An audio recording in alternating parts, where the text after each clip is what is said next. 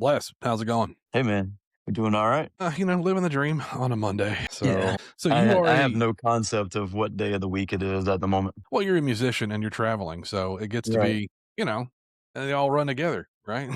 It's inverted from the start because my heavy days are, Thursday, Friday, Saturday, Sunday type of thing where most people go to relax. That's where we go to entertain. Yeah. So it's already inverted from the start. And then I changed spaces so many times. I changed time zones so many times. The matter of fact, we tried to have this conversation once before, and I was on the West Coast. My Hmm. alarm went off, and I thought, oh, I still got 2 more hours. And then about an hour and a half later, I realized, wait a minute, I Wait a had minute. that alarm set for that time on purpose. Yeah. It Oh happens, man. man, Yeah, when you're busy, and then it's like, you throw in the time zones and all that. I've often wondered, because I don't know who would be in charge of making a time zone or whatever, but I'm assuming it's for daylight purposes, like. that's my assumption too. Yeah, but so, I ran across your program, and you're talking about getting back to, like, for lack of a better word, the primal nature of dating, right? And so I guess you could say that you're like an accidental dating coach or something. Yeah, that's a perfect word to describe it. Actually, it was from dating mishaps in my own life. Mhm. It kind of sent me down this trail of how could I messed up one time, man. I bet the farm on a girl that I shouldn't have bet the farm on. I didn't marry, Mhm. fortunately. And Yeah. so it was just a breakup. But man, I was head over heels in love with this girl. And for whatever reason, after we moved to Nashville together with the intent on getting married, and by the time our first lease was up for that year, I went to the other side of town and she stayed on that side of town. And that was the that whole process was what shook my belief system apart. When my dad passed in '08, and my parents would have been married for 34 years that year. Both sets of my grandparents were married well into their 60 years anniversary. So I thought that whenever you picked your mate, you stuck it out. Yeah, me yeah, And there, of course, it wasn't without conflict, of course. But, you may not like each other all the time, but you stick it out, and of course. and that was clearly not true in my life because I had chosen her. I was willing to do whatever it was to make it work. My confidence eroded. She wasn't gaslighting me on purpose. Even looking back, I don't think she was doing it on purpose, but I was letting it happen. I got out of that and realized that she wasn't coming back. I sank into a depression. Might be too strong of a word, but it was a pretty sad place. Some sort of funk. Yeah, it's that place where you take a shower and you cry for a little while. You know what I Mhm. mean? And I'd always gotten pretty much what I'd wanted out of life, man. I never had any money, but I had tons of friends and influence and status and all that. And all of a sudden, I didn't have any of that anymore. I was in a strange city by myself. My social network, all the social credit, all the dating credit that I'd built up, all the reputation that I'd amassed back home didn't transfer. So I was invisible in a city that I didn't know for the first time in my life, really. And which turned out to be a beautiful thing because it gave me the space to just kind of hold back and let me take a look at the world. Obviously, this thing that I believe to be true is not true. What else do I believe is not true? And I became an observer rather than a participant there for a little while. The opposite sex was risky. And the one thing that I did know for certain is that I didn't want to feel that heartbreak pain anymore. And so I would friend zone myself, on purpose just to keep it safe. That cost me, a lot of potential relationships, but I didn't see it that way at the time. But it was about 3 years of that, just kind of studying the world, and just understanding I don't know jack shit about jack shit. Shit from Shinola, as they say. Right. Right. My butthole from a hole in the ground is what they like to say back where I come from.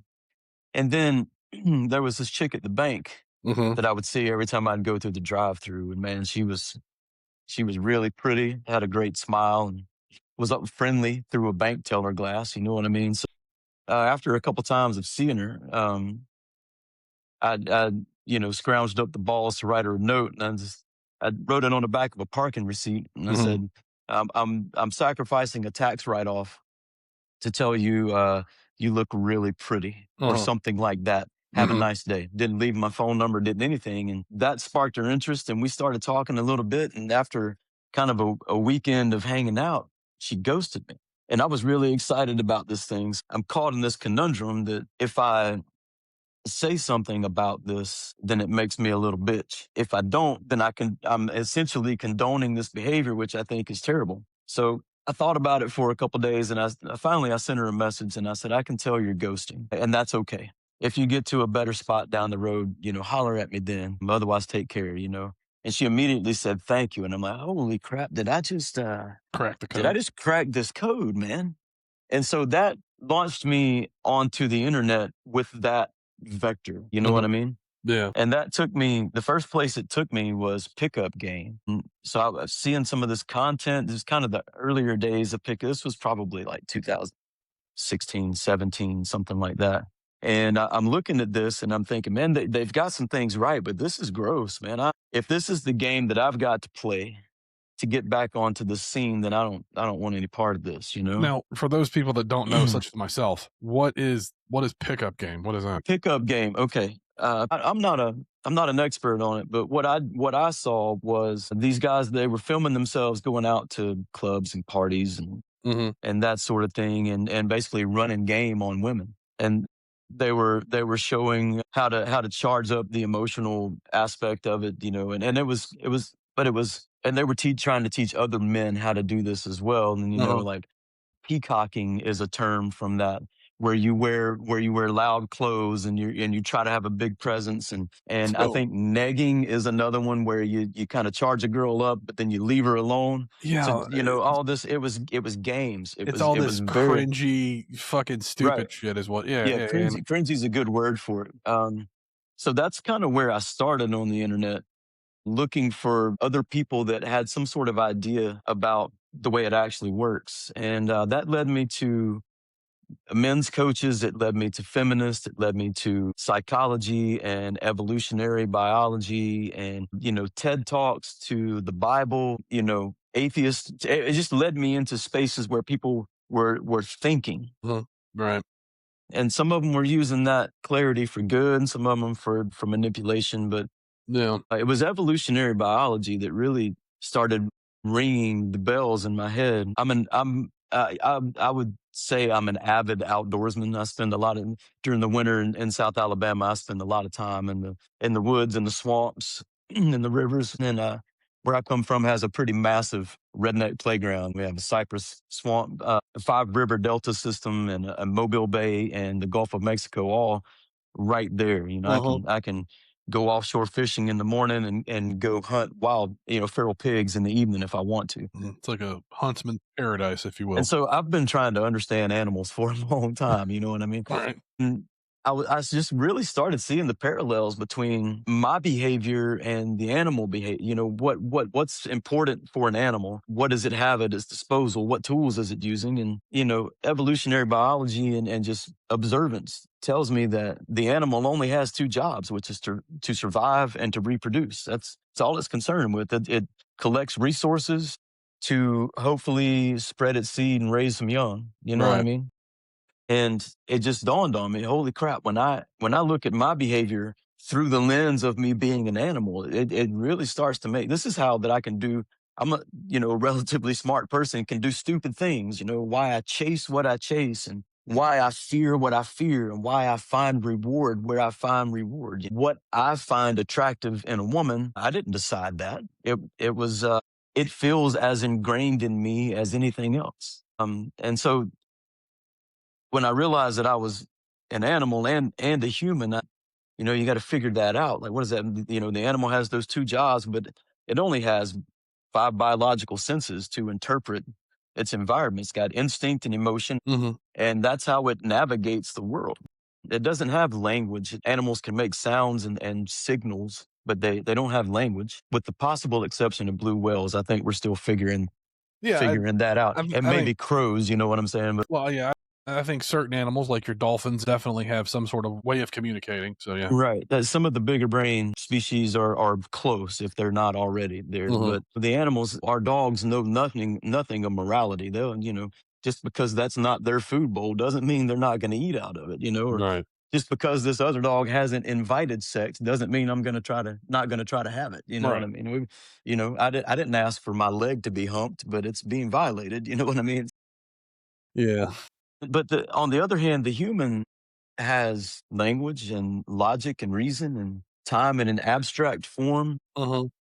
and innovation, morality, any number of science, math, physics, any number of higher level tools that have to be reached for to attain. And I was thinking, man, we're born specifically an animal. We don't have access to any of these tools, are there to survive, and hopefully we have some parents that help us do that. But we don't have we can't explain that we're hungry. We just cry until somebody shoves a bottle in our mouth.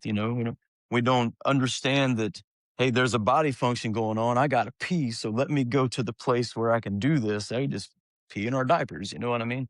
There's no amount of human there. There's only the potential to become human. And as we grow and as we learn language, we learn these things, we achieve some percentage of human. But I don't know about you, man, but I am not an astrophysicist. That's a level of Yeah. tool and understanding and language. I hate math. I was real good up through about algebra, but then when you get to trigonometry and advanced equations When and they started all that stuff, like, putting fucking letters in it, I'm done. yeah, Thank you. calculus, man, no, I don't, this doesn't, this is foreign language to me. So there's a level of tool that I don't have access to. You know what I Yeah. mean?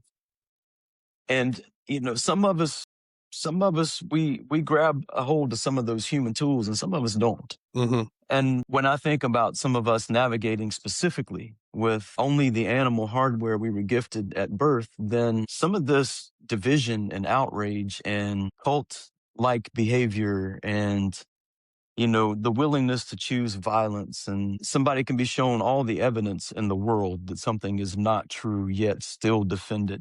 Those things start to make a whole lot of sense when I look at it as an animal versus a human. After all that, I kind of set out to kind of untangle the two. What is the animal and what is the human, so that I could understand what my inner animal was trying to say to me without the use of language. A lot of times we have that feeling that we just can't put words on. We can't describe it. What's got you down?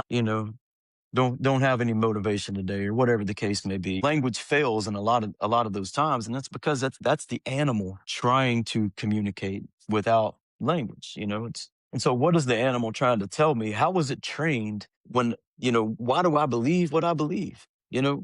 What influence did my parents and my grandparents and my general environment have on me that trained me to believe a certain thing or act a certain way or fear a certain thing or chase a certain reward? All that training was done without my awareness and without anyone else's full attention or intention. A whole bunch of it is based on who we were born to, where we were born, and when we were born. And so untangling the two so the human could understand the animal and the animal could learn to work with the human. That way, if I really want something, but it's just not a good idea, I can keep myself from pursuing that when it's going to bring chaos into my life. An example is, people, when we as people have affairs, we shouldn't do that. We're setting up hurt for several people and destruction of lives and systems, but we do it anyway. In a lot of cases, the whole cheating thing, it's not the righteous thing to do, but it happens so frequently. So how is that possible? Number one, but when you understand the animal influence over the human, and sometimes the human's lack of influence over the animal, it starts to make a lot more sense. And so if I know that I'm going to have the animal impulse and the animal is going to produce the chemicals to make me really want to do that, to make it feel right in the moment, I can still hold the leash a little bit and hold the animal back so that I don't go in there, do the thing, chase that reward that only lasts a little bit and Yeah. ultimately blows up a number of lives. And that's the thing is I don't really think cheating is so much a biological construct as it is a egotistic construct. I It think certainly can be. yeah, no, like as someone who's had it done to them, whether it's a man or a woman, I think it boils down to it coming to I want this. I don't care what the wreckage it's going to cause. I'm going to do it because I want it. Everything that dating is today is a reflection of hookup culture, dating apps, and all that stuff. Someone made the analogy about like dating apps, like when you sit down to watch TV and you got your food. and you're trying to find something to watch, but your food's gone by the time you find something to watch. It's the constant availability. It's like a resource, right? Yeah, Like for food or water. scarcity creates value. That's exactly, yeah, exactly. So it's like when you go through a dating apps and it's just like you scroll, and it's the constant choice or the availability of choice. Really, I think it kind of screws things up. Oh yeah, it But absolutely yeah, the perceived availability of choice, I would say, yeah, because it because there's a lot of folks that even though they can look at millions of potential profiles, they still have no choice or yeah, no access. You know what I'm saying? S- Let's take that. Let's take that cheating episode and let's dig a little deeper into that, if you'd like to. absolutely, So you said this happened to you, right? And I've been cheated on before as yeah, well, and I'm not proud of it, but I'm also not too proud to say it. I've been the cheater before. I let things get away from me a little bit there when I was, at the top of the totem pole before I ultimately had my heart broken and had to reckon that this is what I've been doing to people. I've got to stop this. yeah. Well, You know what I'm saying? listen, I have ego. Everybody has an ego. There's just sometimes in life where you're like, you know what, God damn it, I deserve it. And it's like, or you get, for lack of a better term, you get frothed up, you know. And Right. I'm gonna laugh about that later for sure. men are men, and does not excuse that kind of behavior. We are visual creatures, and we really enjoy the female form. So, especially you being a musician, being a good-looking dude, the problem is that you're at a club or a bar. It's already one of those scenarios where it's a target-rich environment. It's a good way to put it. It doesn't make it right. It's like Tiger Woods. I use him as an example. I don't know if you're familiar with a comedian. His name is Bill Burr, and he said there's no shortage of gold digging whores, right?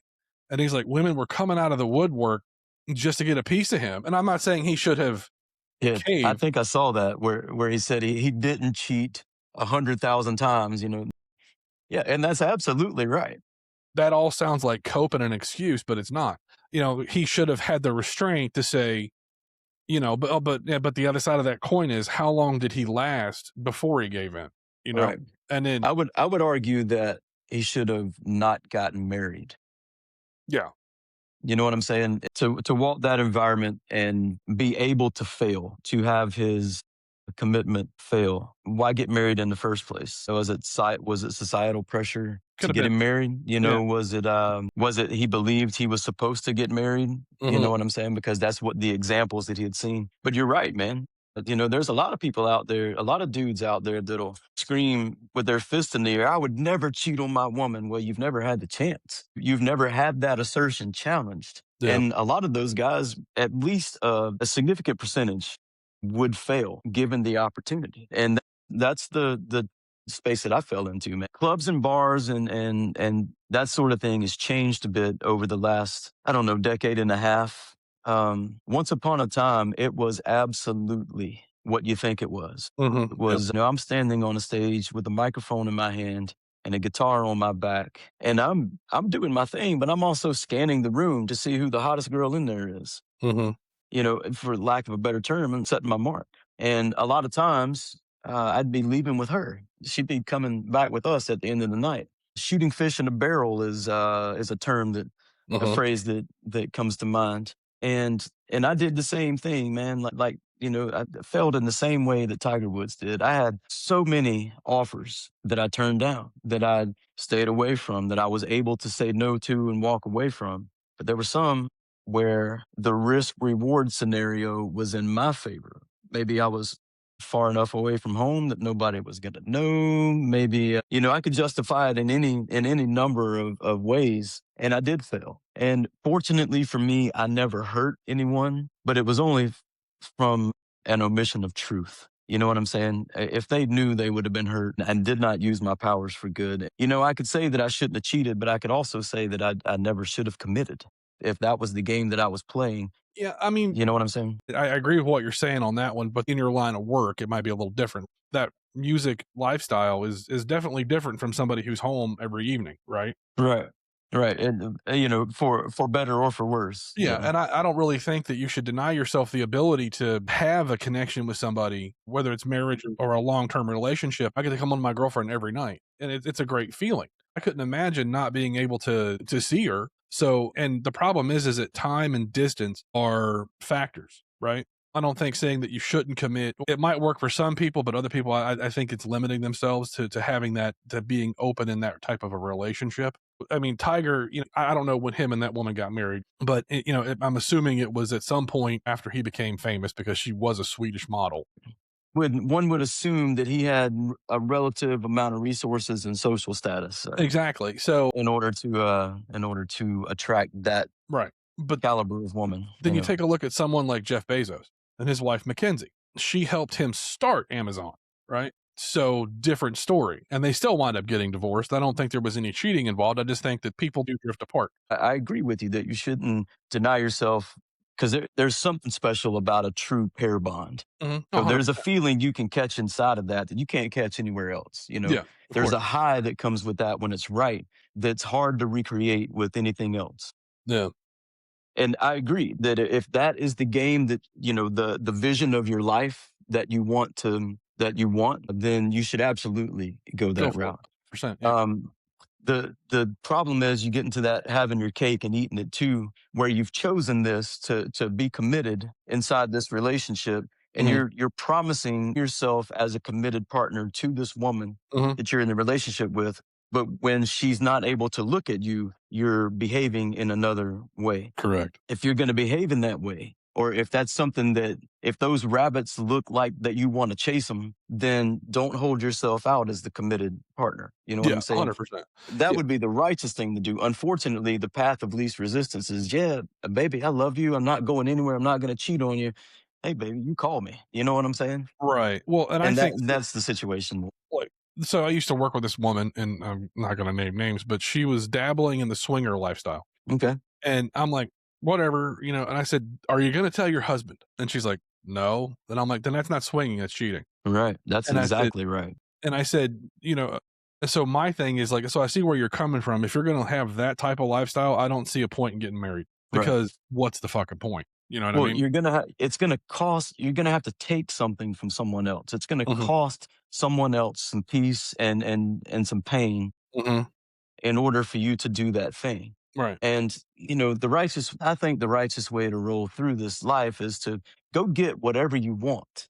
Don't just take from someone else. But, yeah, I'm a firm believer in do no harm, right? I don't Yeah. believe in hurting anybody for just the sake of doing it, especially when it comes to being unfaithful, because it's happened to me at least once that I know of. I was married twice. The first wife was just flat out abusive, right? I'm not gonna say more than that because I'm like a fucking suit.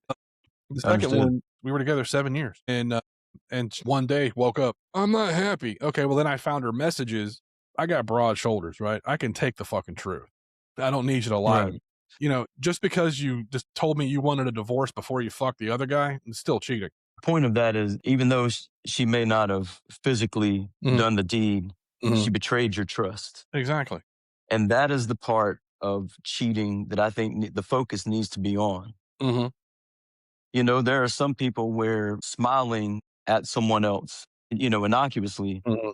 creates a bad emotion and a fear. And so that's cheating. Yeah, And then there are other people that are in the lifestyle that want you to have sex with their wife. So the definition of the acts involved are ambiguous mhm, on an individual basis. But the thing that we're all trying to avoid, the animal, its job is to avoid pain, seek comfort, but at all costs it's going to try to avoid pain. We'll run from pain a lot faster than we'll run towards a reward. And so we're trying to avoid pain by creating all these rules about what is cheating, because it's the betrayal, it's the hurt, it's the fear that if this person can do this to me, then maybe I'm not worthy of love. And if I'm not worthy of love, I fear that I may have to be alone for the rest of my life. yeah. And to the animal that we are, being alone feels like certain death, because once upon a time, to be kicked out of Tribe. the herd, yeah, out of the tribe, meant you were on your own in a world that had no electricity.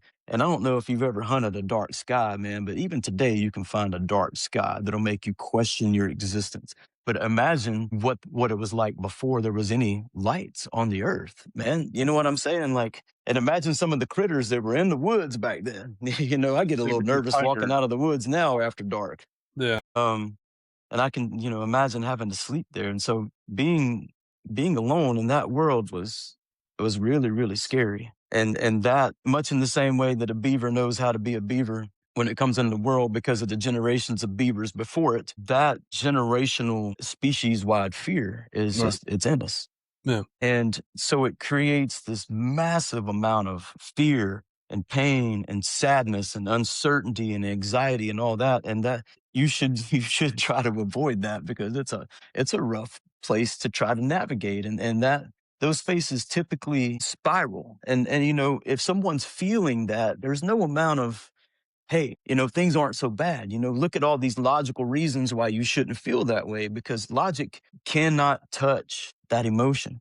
Hmm. It just can, they can hear you and they can agree with you, but it doesn't change the way they feel inside. Yeah. And, you know, the specificity, I think is the word of the things that I fear versus the things that you fear versus the thing anybody fears is directly correlated to our life experience from the people that we were born to the environments that we grew up in, to the praise that we got, to the abuse that we got. It's all mashed up in there a certain way based on the emotions that we experience as we're learning how to exist in this world. And that is the animal training that we carry with us. Yeah. Let me ask you this question: do you believe in the theory of a soulmate? Yes, with the caveat that I believe we have multiple soulmates out there. The trial and error which I've gone through, one went down faster than the fucking Hindenburg. She wasn't the right person for me. I wasn't the right person for her. She was a very Abercrombie and Fitch, and I'm not. I was, I'm a brash guy. I'm a boisterous guy. She's very much like a prim and proper, which is fine. But with her, she was just an asshole on top of it, like behind closed Mhm. doors. You know what I mean? Like when we were out and about, she was the doting, loving wife. But the moment we got home, I was like, "You're fucking whatever," going off. I think that there's so much like some people put so much pressure on finding someone that they get in their own way. You know? So 100%. yeah, at that first marriage, I was 28. I didn't know my ass from a hole in the ground. So I had no business getting married because and I think that that's another thing too is that maybe back when life expectancy was like 35, Yeah. maybe getting married younger makes sense. But now as whatever the life expectancy is now in this country, it's a little different. You can take your time and kind of get your head out of your ass to figure it out. Also, add to that part right there that for a long period of time, we needed to start having more youngins so we have more help on the farm. That's true. Yeah, because it was like making a little labor force or something. Right. Yet again, ad nauseum, I have chosen not to have children, right? Because I'm it's in the just, same boat. yeah, I don't, it's just never, I know I would be a good father. I just don't want to be one, you Right. know? I And enjoy being a great uncle, there you go. And but I'm it not even seems good at foreign to that. me to have my own kids. Yeah. I'm a good uncle, but Yeah. I You're right. like it when they go home with their parents It's like afterwards. it's a kid. And this is going to sound brash and whatever, but I feel that kids are like library books. They're good to have for a while, but you want to give them back eventually. I was talking to somebody at work one time, and they're like, "Who's going to take care of you when you get older?" I don't think about that because you shouldn't have kids to give yourself a hospice nurse. I think there's just so much more, societal pressure, and then someone that doesn't want to get married, like who wants to be a confirmed bachelor or confirmed bachelorette. That's fine. You have to find your own path, right? Right. You like That's exactly right. what your mom, what your dad did is it might have worked for them, but also in this culture that we live in today, I think there's a if it's broken, throw it out, right? And Yeah. if it's broken, let's fix it. And we have this mentality of if it's not for me, if it fucks up my happiness, it's done. We're gone. We're not going to work on it. We're not going to fix it. Nothing. But then again, I guess it kind of works both ways because if you get a partner that's not open to communicating and not open to trying to fix things makes it a lot more difficult, you know what I mean, to maintain a healthy relationship. Like I have a friend of mine I work with, she's in her early 40s and she's been married for 20 years. She's got a bunch of kids, a bunch of grandkids already, and that's just her life and that's what she loves. And so, but she was also raised in a very religious home. So, I think religion does play factor into how we interact with the opposite sex. It certainly does in a lot of instances. Yeah. And I think that, pornography and hookup culture, I think that's what screwed up real relationships. And then, yeah, It absolutely has. yeah, You know, I think about this sometimes. My grandfather was born in 1930. So, you know, he graduated high school in, you know, late 40s or whatever. And my grandmother was a couple years younger than him. or is a couple years younger than he was, and they're both from my small town. My town has about, I think, 8,800 people in it today. So you can imagine in the mid 40s, maybe it had 3,000 people. Maybe, yeah. The road infrastructure, the highway infrastructure wasn't what it is now then. I can remember in my lifetime, it costed money to call across Mobile Bay to Mobile. So that was out of bounds because we couldn't afford long distance charges. You know what I'm saying? Yeah. So that cuts off most of the world from even in my lifetime. But for my grandfather, how many women when he's deciding he wants to get married and have a family, how many women does he have access to? One Mhm. that might choose him back. Two, you know what I'm saying? Like, you know, um, the relationship I maintain now, we're from the same area, but she lives in Michigan, and I still technically live in Alabama. Yeah. But we're able to, just like you and I are right now, we're able to talk and look at each other, and it doesn't cost us any money. But back when my grandfather in the 40s, when my grandfather was looking to get married, maybe he had 25, 30 legitimate candidates for a wife. Mhm. You know what I mean? Yeah. If he's fortunate that he was able to land my grandmother, who was a very devoted wife and a family mother, and she's been a great grandmother. When I go home to Alabama, I stay with her now, and we have a great adult to adult relationship. I crack jokes on her, and she tells me to shut my mouth, and the whole family laughs, and everything's just awesome. I'm Yeah. able to provide some care and all that sort of stuff. So he nailed the choice, but I have access to infinite women at any given point in my life, and he had access to a very small pool of women to not only choose to make a wife, but also make a mother and raise a family with and bet your entire existence on, you know? Yeah. Well, So, to your point earlier about optionality versus scarcity, mhm. and I think that's why the divorce rate So was low. so low back then, because it was either this or alone. There's also the societal stigma of divorce, right? Right, Because back then, it didn't happen. right. And Because in some instances, an example is you have a man who's the breadwinner, you had a woman who's a stay-at-home mom. The relationship implodes in some fashion, right? That woman has worked for the last 14 years. It's going to be hard to find a job. I think that both sides of the spectrum have unrealistic expectations. Okay. I think that's a fair statement. Yeah. I don't know if it's an evolutionary thing with bigger guys or whatever. They think they're going to be protectors, providers. But listen, I've known people that are of a smaller stature that I wouldn't fuck with on any day of the week. It's that old saying, it's not the dog in the fight, it's the fight in the dog, right? So listen, but then you get a guy who's average by societal standards. So where do you think all that ridiculousness comes from? Like one of my caveats for dating somebody before I met my girlfriend was I don't date single mothers because it's just I don't want to deal with the drama, you know. But so where do you think? Oftentimes there is drama with the single mom. Yeah. It's not 100% of the time, but oftentimes. I do think there's an evolutionary component to it. Mhm. Like if you're a hunter and you go out and kill a little buck, Mhm. people might say congratulations, but if you go out and kill a huge deer, they're gonna marvel at it. They're gonna be jealous of it and all that sort of stuff. So there's an there's an animal component to it for sure. One of the things that I practice and that I tell all the people I end up, you called me an accidental dating coach earlier, and that's exactly what it is. I've never incorporated, people come to me with their woes in general a lot. I've always kind of been a lighthouse for my friend group and people, if somebody's having trouble, you should talk to Les about that, and then they come and I help them feel better, and then they go and do the same thing. Right.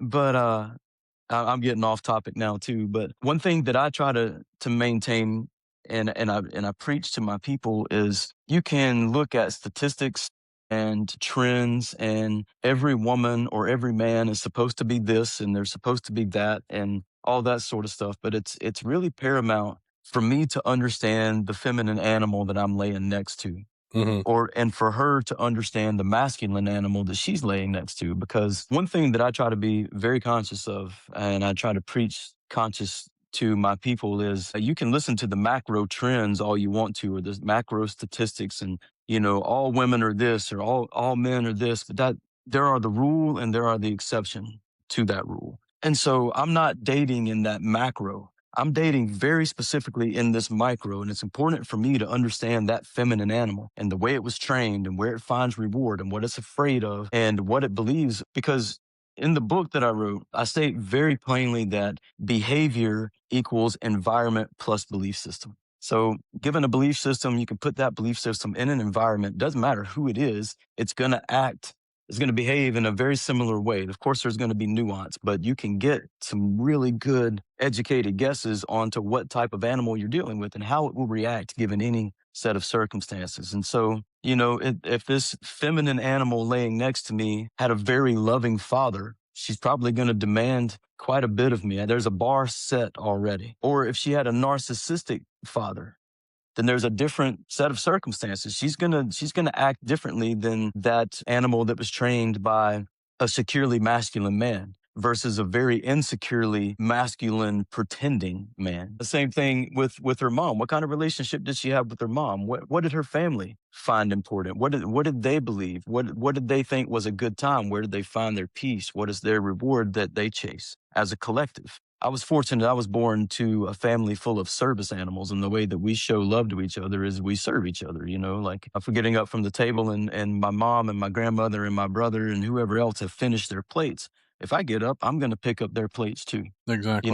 If my mom says I need to run out to the car and I'm going to jump up and go do that for her to keep her. That's how we show love, and that's awesome. But it can also get me taken advantage of too if I'm not understanding who I'm giving this energy to. One thing about being a service animal, being a giver, is you naturally attract takers. I need to give love in order to share love, and some people need to take love in order to feel love. And there's a natural magnetization. There's Magnetism. a magnetism. Yeah, there we go. There's a natural magnetism there because exactly the way that I need to give love, will attract somebody that needs to take love. Yeah.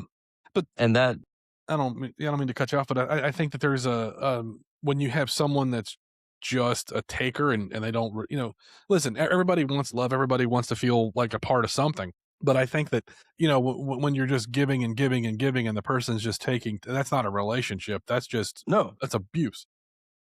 well, it is. And you think about it, you take all the emotion out of it and think about it just in a logical way. Hmm. You can see the magnetism and why it creates, right? But this is what always happens, that at first you've got this person that's the giver, that's willing to pour from their cup all the time. And you've got this taker who probably very likely had a narcissistic someone in their life early Hmm. on. They've got holes in their self-esteem bucket. And so giver is happy to pour in there, but it keeps leaking out. So giver keeps pouring, taker keeps receiving, Hmm. and then all of a sudden the giver says, I'm giving you all this, but I don't get anything back. And so there's that barking at each other for a little while to try to force that movement. Hmm. I'm going to bark at you because you're not doing what I need you to do. You're taking advantage of me. You're not giving back to me or whatever. And the taker is going to bark back and say, no, that's not it. I look at all this stuff. Like just yesterday, I let you eat first, whatever the case may be. Yeah. That's. Yeah. No, I get it. Or No. I bought you that candy bar that you like Mm. 6 months ago. Don't say I never do anything, and there's that barking for a while. And eventually the giver becomes exhausted with giving, Hmm. Yeah. and they start to retreat. And this person starts barking because they're not getting the supply that they've been getting high off of. Hmm. And if you're lucky, that relationship separates. Well, and And so, yeah, I don't mean to go cut ahead. you off, but that was my second marriage. So I was afforded the ability to stay at home. I had some health issues, so I took some time off. So my job was the house. She didn't have to do shit when she got home. Play with the dog, eat her dinner, and go to bed. That's it. It gets less and less appreciated because it's the norm, which I think is your point. And so there's a point to where you're like, you know what, fuck it, I'm not going to do it anymore because it's. Right. I mean, Then you start playing that game, yeah, and it's like, and and rightfully so. I don't think relationship should be a tit for tat. There shouldn't be a tally mark anywhere. I think, if you want to do something, do it, but also understand that it's reciprocal. If you're going to do the dishes, if you're going to wash them, I'm going to put them away. Or, if you start the laundry, I'll fold it. The gender roles play a part in this. I don't really necessarily believe in that. Yeah. So I it's don't like blame the shit's got to get done. So let's one do it. Like it's not a woman's job to be in the kitchen. It's not a man's job to be in the yard. You can we can all function like adults. I think but the main thing that it boils down to is lack of communication. It's like if you're cooking dinner and someone puts the spoon on the counter and the spoon's dirty and you don't like that, fucking tell them. Do it in a nice way, obviously, you know. But like, because it's finding somebody's quirks and just working around them and making it to where you could both work together to make the relationship work, because that's what a relationship is, right? It's two people coming together to make it work to have a future together, possibly. Yeah, to that point, I think relationships are they're born out of attraction and shared environment. Uh, you know, chemicals and shared space. With you mentioned earlier, your visual, that sort of thing. I'm the same way, and I can immediately recognize a pretty girl. It's not a skill; it's innate in us. And so if I'm single and available, and I'm noticing these sorts of things, and an attractive girl walks in, I notice, and hopefully I get a chance to talk to her in an organic way, and I can develop a little rapport, maybe develop a little attraction, Hmm. and then maybe we can go on a date. Maybe we do, like, maybe we have similar outlooks on life, or maybe we find reward in a similar space, and want kind of the same. So we decide we're gonna link up and partner up because I like the way I feel, and I don't want this feeling to end. And Mother Nature has her way of convincing us to do things that, and maybe they're not the smartest thing for us. Hmm. Well, So we barrel into that space, and the next thing you know, those chemicals wear down. Mother Nature's encouragement wears down, and you're like, I don't really even know if I like this person. Yeah, she's pretty, or maybe on the other hand, this guy seemed to be strong, but now he's tearing me down to make himself feel better. It was insecurity posing as confidence, and that sort of thing. But then the scarcity thing kicks in, and well, if we break up, then I'm going to have to be alone. But sunk cost fallacy. I've already got so much invested in this, that I don't want to have to start over. So, but what's really boiling down to it is the unrealized fear, the potential pain of being alone and having to go through the process again is perceived to be greater than the pain of staying. And so that paralyzes, freeze, fly, or fight. hmm That freezes that animal in that space because, yeah, it's not good, but this could be so much worse. hmm And that explains a lot of relationships that stick together, yeah. I have two questions that I ask people. I'm going to ask you one now. So, what are two core beliefs that make you who you are? I guess you can call them pillars of your belief system. Man, that's a good question. I don't know that I've ever truly tried to articulate it, especially on the fly. Hmm. All One right. thing that comes to mind really quickly is that I don't know what I don't know. I try to be the reverse of the Dunning-Kruger. Gotcha. The more that I've learned, the more people that I've come across in this world, the more I realize that my true fulfillment is found in service. Yeah, exactly. I think that's one that I feel really comfortable saying because that's who I am as an animal, and that's who the human I am thinks is probably the best path to walk. Yeah. You said do no harm earlier. I also subscribe to that, but I subscribe to try to leave the world, my space, my individual environment, the people that I come in contact with, try to leave them a little bit better than they were. Yeah, exactly. If that means a kind word or a genuine compliment or some tough love or picking up the piece of trash that I see, whatever. I just do those things. I've made a habit out of it because I tell people all the time it's not completely altruistic.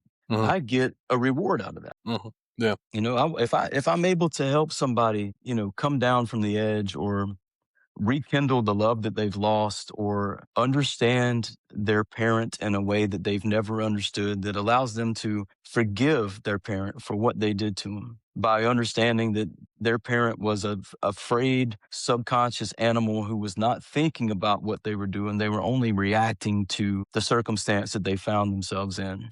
Doesn't mean what they did was right. It just means they weren't using their higher functional tools. They didn't mean to hurt you. They definitely did hurt you, but they didn't. Some of them didn't do it on purpose. Some Well, of them and did. Some of them didn't. well, yeah, and it's sometimes they just don't know any better, and they're like, well, especially when it comes to parenting. Not that I know, but it's literally you're doing the best you can with what you got, you know. Right. And there's no handbook for it, and sometimes people will but that could also be a cop out too, with the whole like, "I didn't know what I was doing." Well, then maybe, maybe learn. No, Right. there's But the that kind of thing is, we have to pass the test to become drivers.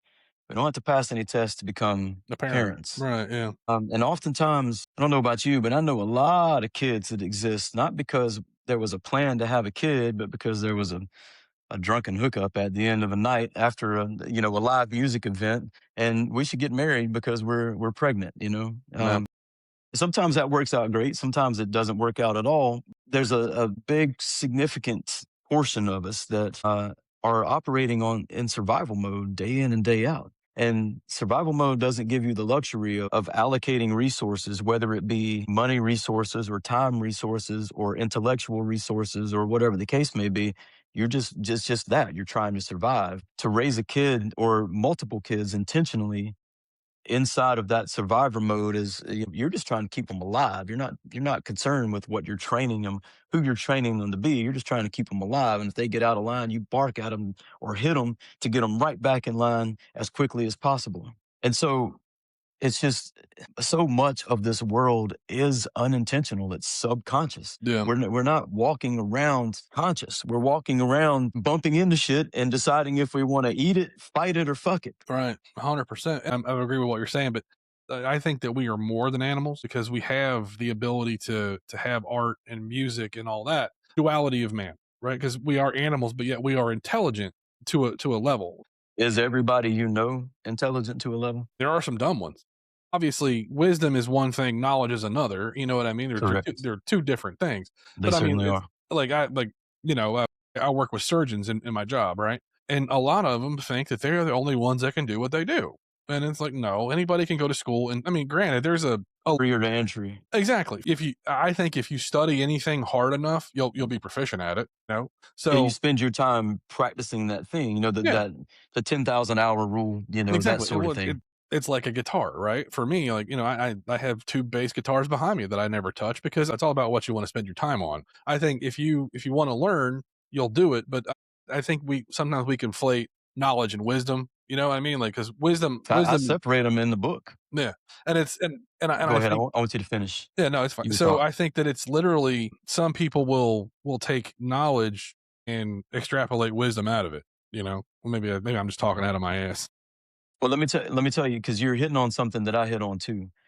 Knowledge is a noun. Intelligence is a noun. Being intelligent is some sort of adjective. But intelligence seems to be just the ability to hold on to knowledge and perform tasks. Is Right. that a fair assumption I would or say a so, yeah. fair assertion? Yeah, Wisdom, I think, is intelligence plus awareness squared. I like that, yeah, makes sense. Intelligence that we just talked about, but awareness of myself, but also awareness of others' selves. That's where the squared comes in. Because I can, like those surgeons, I can hold all the knowledge in the world, but I can also be an asshole that nobody likes. I You ran know what I into a mean? few of those too. Right. I can be a condescending asshole, like you're an idiot because I'm a surgeon. I went Mhm, to all this school mhm. and you didn't do any of that, so you're an idiot. You're below me. I don't even need to. You know what I'm saying? That's not wisdom at all. That's not wisdom at all. It's not awareness at all. But, is it ego or is it pride? I think those 2 are the same fucking thing. I think that, if you get passed over for a promotion at a job or you don't get the girl or you don't get whatever that you want, hurts that ego inside of us, and so I think that all this shit that we go through in life is some of it is, 1, deflated by expectation, and the other one could be ego. That's why when it comes to people in my life, I try not to expect too much. Like me and my girlfriend, we've been together for just a little over 2 years now.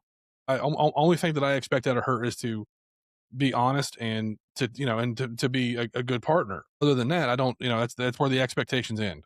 I don't expect her to cook or Right. clean or whatever. So I think if you can crush your ego and limit your expectations to a realistic thing, I think you should be able to navigate the waters of dating and life a little bit easier at times. Right. But Like I was saying earlier, it's understanding that feminine animal. mhm, What she fears, where mhm, she finds reward, how she was trained to exist, and inside of this circumstance, inside of a relationship, inside of how does she what relationship does she have with her family and all that sort of stuff. And man, the only thing I expect out of people is for that animal to behave how that animal was trained to behave. Mhm. You know what I mean? And Right. if I get something that exceeds that, then that's happy. I'm happy about that. But if I get only exactly that, then that's what I expected. Mhm. I think that we only really get upset when the reality that we end up being faced with does not meet our expectations. Exactly. And so it's on me to set my expectations rationally and with some intention and with some strategy rather than just, I expect this, I expect you not to hurt me. So how dare you hurt me? You know what I mean? Where in the world that I live in today, I expect me not to put my trust in an animal that has hurt, will hurt. You know what I Mhm. mean? Yeah.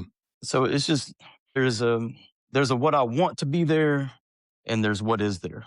There might be what's told to me to be there, but at the end of the day, does this person that I'm involved in any sort of relationship, do they add to the peace that I experience in this world? Mhm. Are they a net neutral to the peace that I experience in this world? Or are they a net loss on the peace? Do they bring chaos into my life? Mhm. Yeah. And it's pretty easy to answer that question if you can be honest with yourself. Yeah, 100%. Like I've told, I've told plenty of people, like, if you fuck with my peace, you're going to be out of my life. So the other question I have, because I'm going to start wrapping it up, Okay. is you as a human being, you're about to shove off the mortal coil, right, and go on to whatever's next. What do you want to be remembered for? That's another good one, man. I want to be remembered for the love that I shared with people, for the care that I took of myself and of the people around me. I want to be remembered for fairness, for being in a lighthouse in an emotional storm. I want to be remembered for having brought out the best in whoever it is I encounter, whether that's helping them walk through a barricade of self doubt, whether it's helping them establish a loving relationship with their parent, whether it's opening up the mystery of this life and what's next to them, whatever the case may be. I just, like I said, man, I intend to leave in every instance where it's possible, I intend to leave the person or the people that I encounter or the space that I encounter better than I found it. Yeah, absolutely. And that really does drive a level of fulfillment. I can find fulfillment in a lot of places because of that. You know what Yeah, I mean? 100%. I've got a song that I wrote last year. Um, it's called "But a Dream," and one of the lines in it says, "All I want in this life is a slice of inner peace to ease a little pain, to light a little dark, to be seen and heard and loved, whatever that means, and check out with a break-even heart." Nice. And I guess that's what it all boils down to, man. Yeah, I for don't sure. want to leave any love on the table. I don't want to cost anybody any love and any peace. Yeah, for sure. I just want to explore and solve mysteries and go on adventures and just get everything, every joyous thing out of this world that an animal can get, all while being human and experiencing that through both lenses. Yeah. Where can people find your book and where can they find your music? Well, Amazon is the place to go right now. Amazon and Audible. There's an audio version too. If you like the way my voice sounds, I am the one that reads it. It gets a little southern here and there. A little bit. So Audible and Amazon, the book is called Tracking Our Inner Animal, a next level understanding of what it means to be human. And what it is I've found this place where I can detach the animal from the human. I can make them look at each other.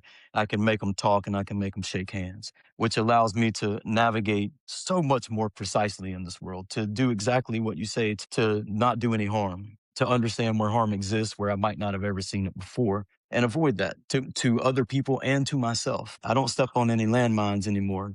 I know how to see them from a distance. Oh man, I completely derailed myself. Audible, Amazon, Tracking Our Inner Animal, Mhm. next level understanding of what it means to be human. That's the place to get it. My Instagram, there's a human animal theory Instagram that I'm building as much as I can when I can. And also mine is Leslie Jackson Hall. That'll get you in touch with me. I don't have too many people flooding my DMs yet. So if you want to send me a message and we can talk. The idea is to collect as many people interested in developing their human animal understanding and let's all go down this trail to go.